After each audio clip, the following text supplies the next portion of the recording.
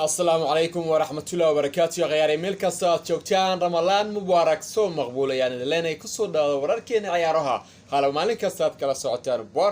بارتينا عيارها لاتيس توب كسر وهذا مقال كان عصوب أمانتا كويك دونو ورارك قدام بعيارها دلاتيس سبورت نيوز inta badan waxaanu diiradda saari doonaa horyaalka Premier League ahana kan ugu xiisaha badan una daawashada badan caalamka waxaad moodaa iminka inuu maraya meel aad u xiiso leh iyo dabcan waxaan soo kale eegi doonaa horyaalada kale ee qaarada Yurub aad moodaa koo qaarkood durdaba in lagu kala bacay lagu kala guuleystay ayaanu eegi doonaa xagga Jarmalka iyo waliba Faransiiska ayaanu eegi doonaa dabcan seerada Talyaaniga kama marno halkan haddaad nagu cusubtahay subscribe noo sar hadaan naga mitana like noo dirageli xagga Premier League hadiyaan koor bilowno siba kulamada shalaytii kooxda kubadda cagta Gunners waxay martigeliyeen naadiga Manchester United aad moodeen caladooda ay tahay runtii mid aan la sadaali karin waana kooxaad moodeen inta badan inay yihiin koox ku dhacaysan runtii Arsenal ayaa gool kala hormartay ciyaaryahan Tavares ayaa goolkii kooxda u dhaliyay kooxda kubadda cagta Gunners waxaan u sii labay ciyaaryahan Saka gool kulaada heshay naadiga Arsenal si walba noqoto qaybtii hore aad moodaa in United ay heleen goolkoodii ciyaaryahan Ronaldo ayaan halkaasi ka dhaliyay goolkiisii boqolaad waana ciyaaryahankii saddexaad oo sida u dhaliyo kooxda kubadda cagta Manchester United qaybtii dambe markii la isku soo laabtay United gool kulaad ay iska qasaareen halkaas Saka uu ka dhaliyay goolkii niyadjibiyay rajada tiray naadiga United hase haatee kooxda kubadda cagta Tottenham ayaa iska qasaariyay fursad dahabiya kadib markii ay eber la dhaaf waayeen naadiga Brentford tani ay waxay ku noqotay runtii waxaan la qaadan karin wow tababaraha kooxdaasi kootaya shay runtii inay dadaaleen wiilashiisa haase haatee ciyaartay ku soo dhalatay eber rajada Tottenham ayaa wali mid nool runtii iminka Arsenal waxay leedahay 6 dhibcood halka Tottenham ay leedahay 58 dhibcood haase haatee labadan kooxood moodaa wali inay isu dhimayeen inkastoo kooxda Tottenham ay la ciyaari doonto kooxda kubadda cagta Liverpool wow soo kaleetay kooxda horkacso horyaalka Premier League ee Man City ayaa waxay ku barbarteen naadiga Watford 5 gool iyo hal wow ciyaaryahan Jesus ayaa afar kamida dhalay halka Rodina uu dhalay goolkii kale ciyaartu waxaad moodaa inta badan inay iska maamulayaan kooxda kubadda cagta City oo dhihi karo waxay awoodaan inay difaacsan karaan horyaalka Premier League hasaate waxa ku daba dhigan si rafaadinaya naadiga Reds hogaamiyo tababare Klopp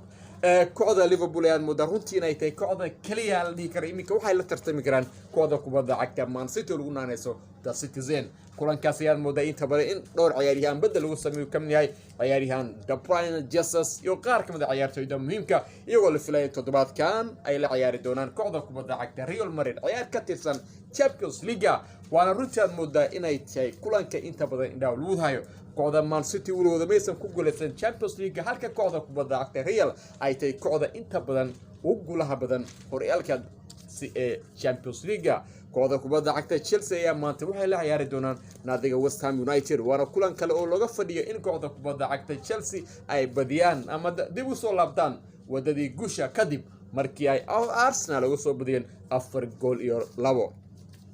tababaraha kooxdaasi Thomas Tuchel hayla wargeyska The Daily Sky News wuxuu sheegay in kooxdiisa maanta u baahantay inay guul ka gaarto kooxda kubadda cagta West Ham United West Ham ayaa soo kale doonaysa inay badiyaan si ay u dagaalamaan afarta sare West Ham imika waxay ka ciyaarayaan horyaalka dalkaasi Ingiriiska xagga iyo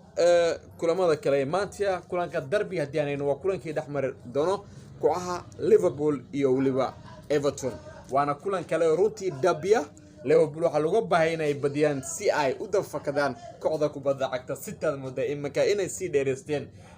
horyaalkaasi iyagoo leh 80 dhibcood halka kooxda kubadda cagta Liverpool ay leedahay 76 dhibcood waxa uu dhacaya 4 dhibcood Liverpool hadii maanta laga badiyo abay galaan barajo waxa laga yaabaa in hanashada ama rajada u leeyahay horyaalka Premier League la dhigi karo waa mid runtii aan la sadaalin karin amaba u dhamaatay waxay ku qasbantahay inay badiyaan ama ay garaacaan kooxda kubadda cagta Everton saacadu markay tahay laxda qadar 30 daqiiqo saacada geeska Afrika ayay bilaaban doontaa ciyaartaasi inkastoo inay kooxda kubadda cagta Everton xaaladooda ay tahay runtii mid aad u xun iyagoo aad moodaa in laga yaabo inay u laabtaan agayo championship hadii maanta laga badiyo ay bayso kooxda kubadda cagta Burnley xaaladooda runtii maahan mid wanaagsan wargeysyada caalamka waxay qoreen in horyaalka Premier League uu yahay runtii midka ugu xiisaha badan uguna xamaasada badan inkastoo ognahay in qaar ka mid ah horyaalada qaaradaha Yurub sida kan Faransiiska ee Ligue 1 loo yaqaano iyo waliba kan Jarmalka loo yaqaano Bundesliga lagu kala baxay inkastoo ay dhima yihiin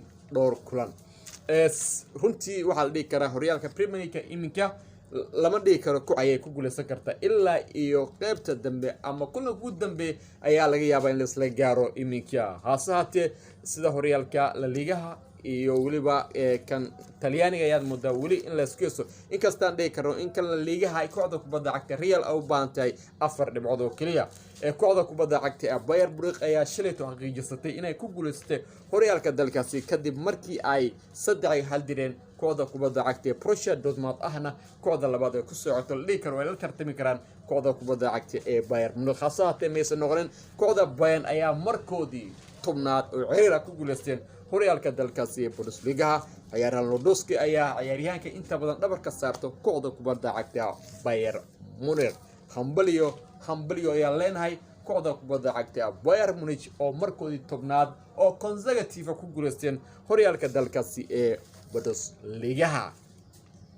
wow haddii aan baleenahay hambalyo maxaa noo diiday inaan soo kalito hambalyeeno kooxda kubadda cagta PSG Paris Saint-Germain ciyaaryahan Lionel Messi Neymar iyo Olivier Mbappe moodaa iyagoo dabaaldegaya inay qabsadeen kamarada runtii waxay ku guuleysteen horyaalka dalkaasi soo kaleetay kooxda PSG ayaa inta badan iska arursanaya horyaalkaas inkastoo cagaagii la soo dhaafay ku guuleysteen kooxda kubadda cagta Lille xalayto ay baraje galeen hase haatee tani u xaqiijisay inay ku guuleysteen horyaalka dalkaasi Ligue 1 Messi ayaa markii ugu horeyso la dabaaldegaya kooxdiisa cusub PSG waa laacib hore kooxda kubadda cagta Barcelona kuna guuleysay dhowr koob oo muhiim ah sida Champions League Copa del Rey La Liga iyo waliba kooxda la ciyaar horyaalkaasi La Liga barnaamijkii sportiga ciyaaray wanaagtiya aad ay u mahadsantiin waqtigiina waxaan leenahay Ramadan Mubarak